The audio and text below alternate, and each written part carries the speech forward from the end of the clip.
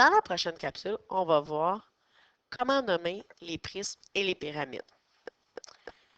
Pour commencer, un prisme. On a déjà vu qu'un prisme, c'est un polyèdre qui a deux bases. Mais ici, on va être plus spécifique, on va dire que c'est un polyèdre ayant deux faces isométriques et parallèles.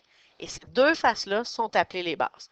Si je regarde le solide qui est ici, j'ai une première base ici, qui est un triangle, et j'ai une autre face qui est parallèle et qui est de la même mesure. Donc, c'est ma deuxième base. Fait que dans le solide qu'on a dessiné, on a deux bases qui sont parallèles et qui sont isométriques. Ensuite, qu'est-ce que ça prend un prisme? Ça ne prend pas juste deux bases, mais ça va prendre que mes deux bases soient reliées toujours par des rectangles ou des parallélogrammes. Ces rectangles ou ces parallélogrammes-là, on va les appeler les faces latérales. Donc, les rectangles ou les parallélogrammes qui relient les deux bases sont appelés les faces latérales. Ici, on a trois rectangles qui relient les deux bases, qui sont les faces latérales. Un prisme peut être un prisme régulier. Un prisme régulier, c'est lorsque la base ou les bases sont des polygones réguliers. Et dans ce temps-là, lorsque mes deux bases sont des polygones réguliers, les faces latérales sont des rectangles isométriques. Les pyramides. Une pyramide, on a déjà vu que c'est un polyèdre qui a seulement une base qui est toujours un polygone. Et les faces latérales sont toujours des triangles ayant un sommet en commun. Fait qu'on a notre base et on a plusieurs triangles qui sont reliés à un sommet en commun. Ma pyramide, elle est régulière. Si la base est un polygone régulier. Si ma base est un polygone régulier, ma pyramide est régulière et les faces latérales, qui sont les triangles, sont toujours des triangles isocèles isométriques. Donc, qu'est-ce que ça veut dire isocèle isométrique? Ça implique que tous mes triangles sont tous égaux entre eux et on sait qu'ici, les côtés sont les mêmes. La base n'est pas obligée. Ici, ce n'est pas obligé d'être la même mesure. Mais le côté qui est là et le côté qui est là de mon triangle sont égaux.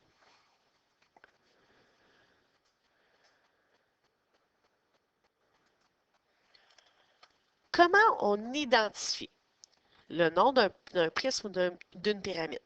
Une fois qu'on a compris, en regardant ma figure, que c'est un prisme ou c'est une pyramide, que mon solide a une base ou deux bases, je dois être capable de donner le nom complet. Comment on va faire ça?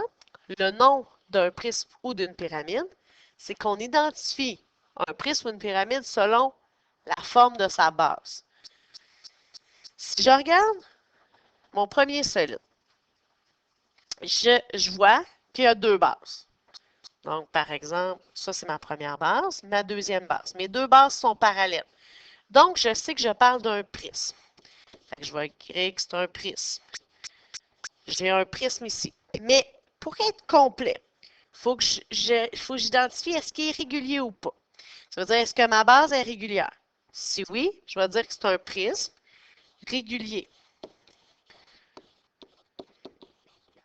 à base. Et là, comme la base c'est un carré, je vais dire un prisme régulier à base carrée. Comme tous les côtés ici sont tous des carrés, j'aurais pu aussi le nommer un cube ou un cube. Mais prisme régulier à base carrée, c'est bon. Ma deuxième figure.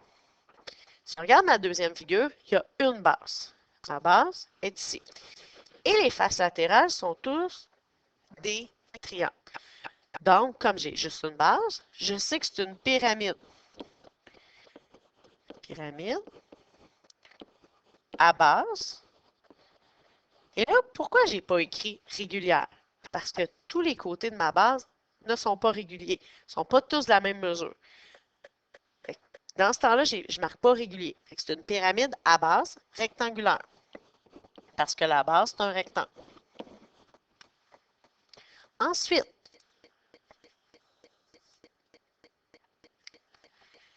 le prochain solide, il faut regarder les bases. On peut identifier différentes bases. Moi, je vais prendre ici et ici. Pourquoi? Parce que tous les autres côtés sont des rectangles. Donc, je peux utiliser dans ce temps-là la définition. J'ai deux bases qui sont reliées par des rectangles.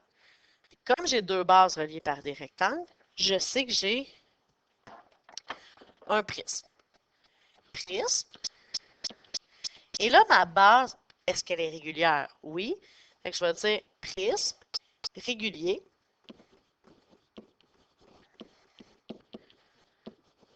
à base carrée. Suivant. La base, c'est les deux faces qui sont parallèles et qui vont être reliées par des rectangles. J'ai devant un trapèze et en arrière un trapèze. J'ai mes deux bases qui sont parallèles et qui sont isométriques. Et toutes les faces latérales, ce qui les relie, c'est des rectangles.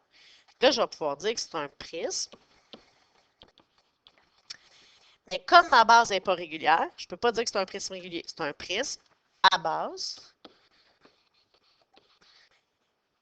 trapézoïdale.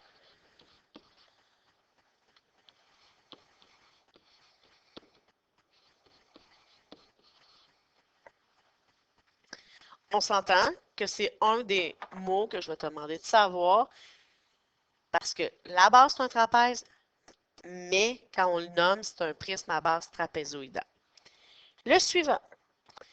Ma base, c'est un polygone à 5 côtés. Et de l'autre côté, j'ai une deuxième base qui est un polygone à 5 côtés. Ça veut dire que c'est des prismes, parce que j'ai deux bases. Est-ce que mes bases, mes pentagones, est-ce qu'ils sont réguliers? Non. Donc, c'est un prisme. Je ne peux pas mettre le mot régulier. C'est un prisme à base. Et comme c'est des pentagones, prisme à base pentagonale. Et le dernier, j'ai une base qui est un pentagone. Ma base est régulière, donc je vais pouvoir dire pyramide. Régulière.